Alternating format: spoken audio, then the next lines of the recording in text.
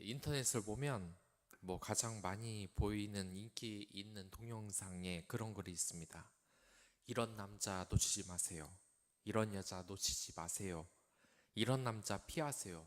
이런 여자 피하세요. 당신이 마주친 상대 이런 표정이면 절대로 다가가지 마세요. 우리가 이 공동체에 살아가다 보니까 이 사람을 잘 만나야 한다. 이 문제가 굉장히 중요하게 생각이 되는 것 같습니다. 남자 잘못 만나서 여자 잘못 만나서 패가 망신하는 사람들이 부지기수다. 사실 그렇습니다.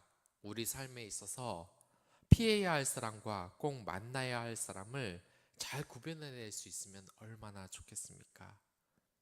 지금 바울은 성경에서 이같이 말하는 겁니다. 우리 인생에 있어서 정말 피해야 될 것이 어떠한 것인지 말입니다. 우리가 정말 피할 것은 피하고 좇을 것은 좇으면 우리의 인생이 정말 행복하지 않겠습니까? 이 바울이 지금 그렇게 이야기를 하는 겁니다. 어제 본문처럼 피해야 할 것으로 이 물질적인 부분은 꼭 피하라고 이야기하고 있습니다. 심지어 이 돈이 일만 악의 뿌리라고까지 이야기를 하고 있습니다.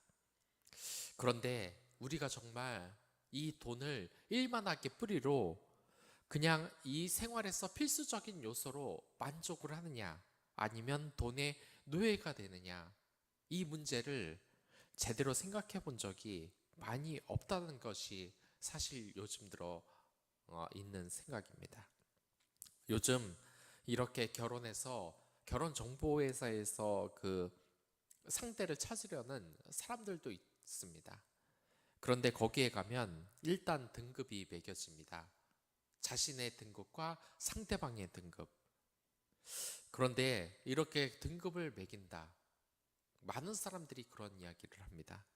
어떻게 나를 그렇게 등급을 매길 수 있냐? 사람은 공평한 것이 아니냐? 그런데 결혼 정보 업체 사람들의 이야기를 들어보면 전혀 다른 이야기를 합니다. 이렇게 사람을 등급별로 나누지 않으면 착각을 한다는 겁니다. 이게 무슨 얘기하냐면 자신은 한 9등급, 10등급인데 배우자는 최소한 3등급 이상을 찾는다는 겁니다. 1, 2, 3등급. 그러니까 자신들의 현실을 어느 정도 깨닫게 한다는 의미에서 이렇게 등급을 매긴 거라고 말을 하는 것이었습니다. 사실 아직까지 결혼을 못한 청년들 정말 괜찮은 사람들이 많습니다. 그래서 정말 기도를 많이 합니다. 정말 이 좋은 청년, 좋은 배우자를 만나게 해주세요라고 정말 기도를 많이 합니다. 그런데 가끔 가다가는 정말 어떤 청년들은 왜 결혼을 지금까지 못하고 있는지 어느 정도 예상이 되는 청년들도 있기는 있습니다. 그런 청년들 고민을 들어보면 사실 저도 좀 답답할 때가 있습니다. 왜냐? 자신은 취업을 어떻게 한 것도 아니고 또한 일을 하고 있더라도 돈을 절대 많이 버는 직업을 지금 가지고 있는 것이 아닙니다.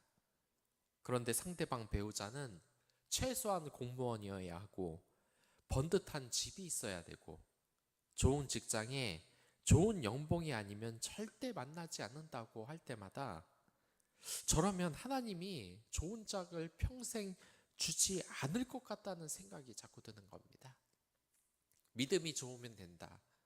그러나 지금 이 청년이 믿음이 제대로 돼 있는 것입니까? 이미 배우자의 선택 기준을 돈에 초점을 맞추고 있는 이 사람. 지금 바울이 그러지 않습니까? 돈을 쫓아가는 인생이 되지 말아라. 우리가 필요해야 될 것은 돈을 쫓는 것, 물질의 노예가 되는 것. 돈이 일만 악의 뿌리라고 지금 바울이 이야기를 하는데 이 교회 청년들이 오히려 이 세상에서 돈을 많이 버는 배우자, 그런 배우자를 찾는다고 하면은 사실 가슴이 좀 답답할 때가 있습니다.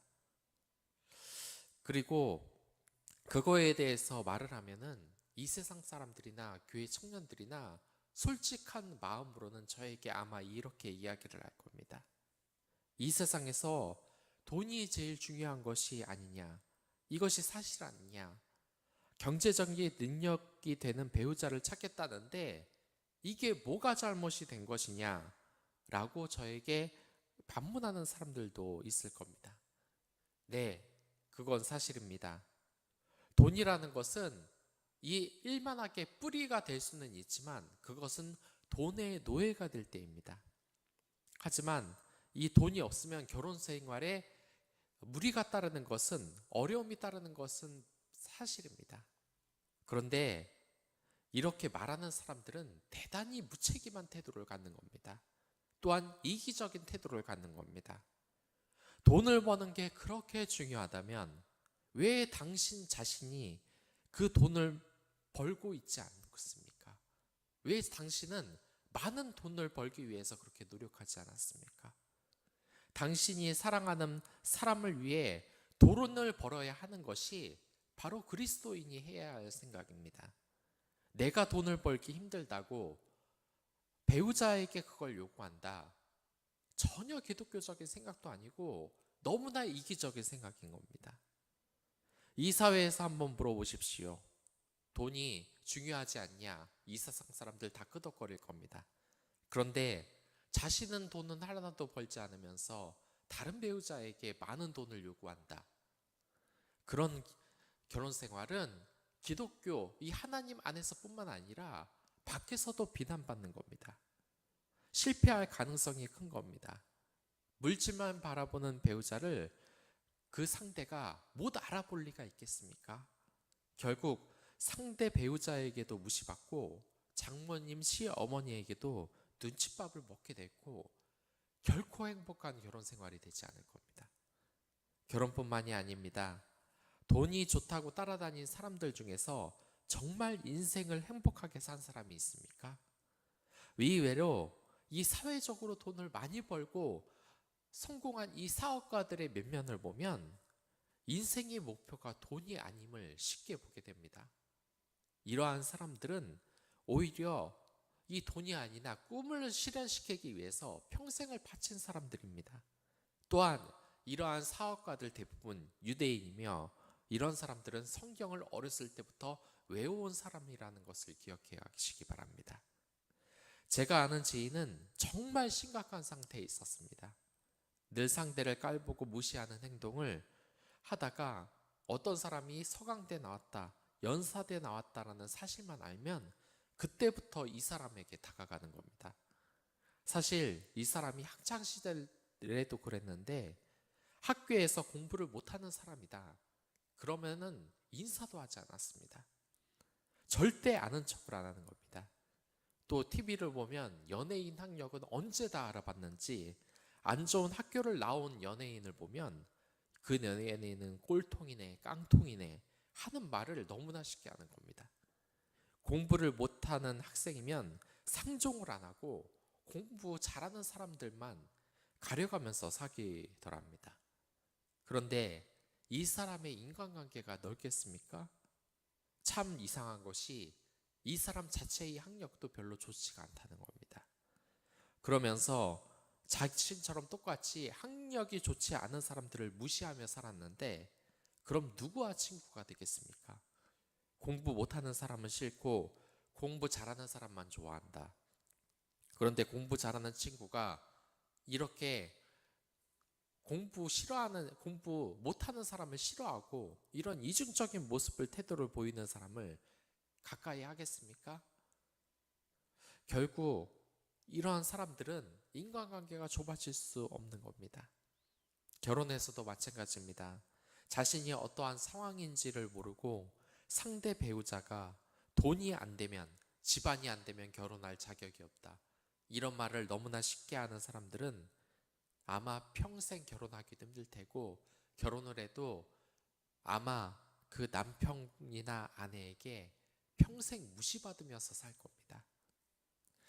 그리고 이제 바울은 피해야 될 것, 이것에 대해서 말을 했고 이제 마무리하면서 두 번째로 따라야 할 것을 이야기합니다. 따라야 할 것은 육체적 피해야 될 것은 육체적인 것이고 또한 우리가 따라야 될 것은 물질적인 것입니다. 그리고 우리가 쫓아야 할 것은 이 영적인 것입니다. 그러니까 제가 말을 잘못해서 죄송한데 우리가 쫓아야 될 것은 영적인 것고 피해야 될 것은 물질적인 것입니다. 바울은 우리가 영적인 것을 쫓아야 된다고 하는데 그것이 의와 경건과 믿음과 사랑과 인내와 온유를 좇는 것이라고 이야기를 하는 겁니다. 참 우리가 가까이 하기 싫은 것만 있습니다. 욕심을 부려야 되는데 의와 경건과 믿음과 사랑과 인내와 온유를 평생 쫓아라니 참 우리가 하기 싫은 것들입니다. 그러나 한번 생각해 보십시오. 여러분들이 사회 공동체에서 가까이 하고 싶었던 사람들, 또한 같이 교제하고 싶었던 사람들이 어떤 사람들입니까? 잘생기고 돈이 많은 사람들입니까? 이쁜 사람들입니까? 그러나 한번 생각을 해 보십시오. 늘 밝고 친절하며 사랑스러우며 그런 사람들을 우리가 따르지 않았습니까? 그런 사람들 옆에 있지 않았습니까? 제가 아는 영자 청년에게도 한번 물어본 적이 있습니다. 이 여자 청년이 물론 왜 못생긴 사람이랑 결혼했냐 막 이런 식으로 말하는 건 예의가 아닙니다. 저 또한 외모가 안 되기 때문에. 근데 이 여자 청년이 아주 건실한 남자 청년과 결혼을 했는데 사실 솔직히 말해서 좀 미안하지만 외모 면에서 그렇게 뛰어난 남자 청년이 아니었습니다. 더군다나 그렇다고 키가 큰 것도 아니었습니다. 돈을 많이 버는 것도 아니었습니다. 어떻게 이렇게 결혼을 하게 됐는지 말을 시켜봤는데 이 여자 청년이 간증을 하는 겁니다. 잘생긴 사람에게 호감이 가는 게 자신도 사실이었다고 합니다. 하지만 물론 잘생긴 사람을 보는 것이 좋긴 하지만 공동체에서 생활을 해보면 꼭 그렇지만은 않다는 겁니다. 처음에는 잘생긴 사람에게만 눈이 가는데 이 공동체에서 보면 얼굴이 좀 아니더라도 능력 있는 모습이 아니더라도 남에게 친절하고 미래에 대한 비전을 품으며 그런 사람들에게 마음이 가더랍니다. 성경을 늘 읽고 기도하는 모습이 예뻐 보였다는 겁니다. 멋져 보였다는 겁니다. 그런 사람은 같이 있어도 참 편해서 좋다는 겁니다. 잘생긴 사람은 마음은 두근거리며 좋은데 성경적인 가치관에 부합한 사람은 정말 만나기 어려웠다고 합니다. 더군다나 자신은 그 배우자가 자신을 진심으로 사랑해 줬으면 좋겠는데 그런 사람이 바로 그 사람이었다는 겁니다. 이 세상에서 가장 인기 있는 사람들이 누구입니까? 여러분들 유명인들을 한번 떠올려 보십시오. 정말 인기 있는 사람들은 뭐 꽃미남, 꽃미녀 같은 이러한 배우들이 아닙니다. 의외로 외모가 뛰어난 경우가 거의 없습니다. 인물이 떨어져 보여도 사람들을 편하게 대하고자 하는 사람이 호감을 얻는 것입니다. 그렇기 때문에 여러분들이나 저나 실망을 하면 안 되는 겁니다. 이 세상에 인기 있고 성공하는 사람들은 못생긴 사람들이다. 그러니까 여러분들도 용기를 가지시기 바라겠습니다. 지금 보십시오.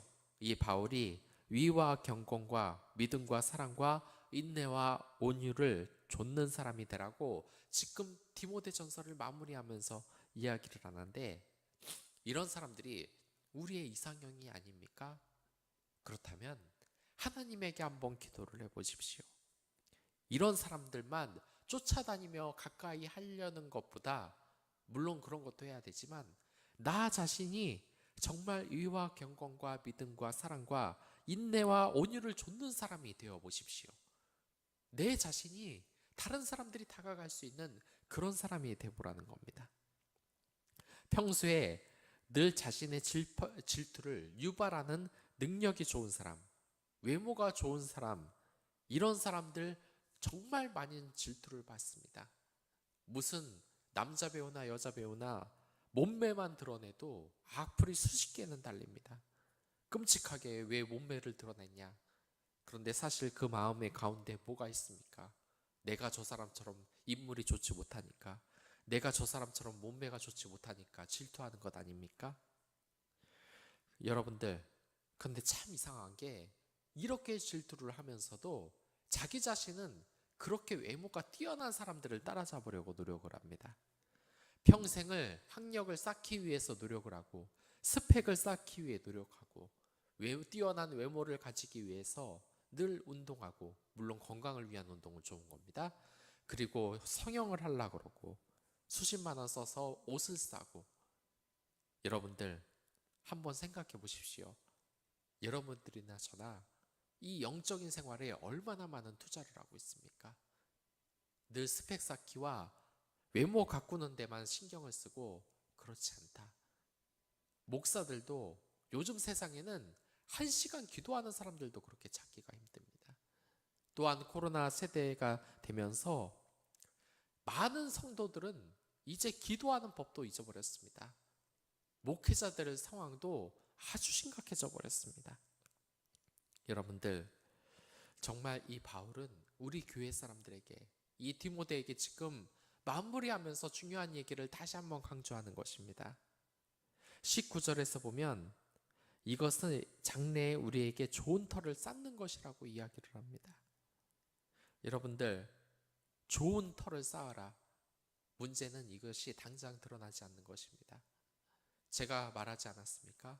영어 빵점 맞아놓고서 한 2년간은 정말 죽도록 공부를 했는데, 참 신기한 게 영어 공부 단 한 자, 단 1분도 공부하지 않은 그런 학생과 점수가 계속 똑같았다는 겁니다. 저도 30점, 오히려 공부 안 하는 사람이 오히려 40점을 맞고, 제가 20점을 맞으면 또한 공부 안 하는 사람이 50점을 나오고, 정말 미치겠더랍니다. 왜냐? 저는 공부를 하루 10시간 이상 하는데 영어 점수가 20점, 30점이 나오는데 공부 하나도 안 해놓은 학생이 40점, 50점이 나오니 정말 미치겠더랍니다. 그런데 한 2년 정도 넘어가고 갑자기 시험을 보는데 점수가 80점대로 뛰었습니다. 그리고 여전히 공부를 안 했던 사람들은 20점에서 50점 사이에 왔다 갔다 했습니다. 여러분들, 이게 뭐겠습니까? 제 자랑하는 거 아닙니다. 절대로. 저는 그런 거 별로 좋아하지도 않고, 하루에 10시간 이상 공부를 하면서 공부에 대한, 영어에 대한 터를 쌓았기 때문에 이게 2년 후에 나온 것입니다. 우리의 믿음의 터도 마찬가지입니다. 지금은 다 비슷비슷해 보이죠. 똑같은 교회 성도들로 보이죠. 하지만 나중에 하나님이 우리에게 수고했다, 내가 이러이러한 것을 하지 않았느냐 하고 받을 상급은 믿음의 터를 쌓은 사람과 안 쌓은 사람들이 전혀 다른 겁니다. 그 가운데 인생에 어떻게 살았느냐에 따라서 우리 하나님이 하실 말씀이 전혀 다른 게 되지 않겠습니까? 여러분들 생각하시기 바랍니다.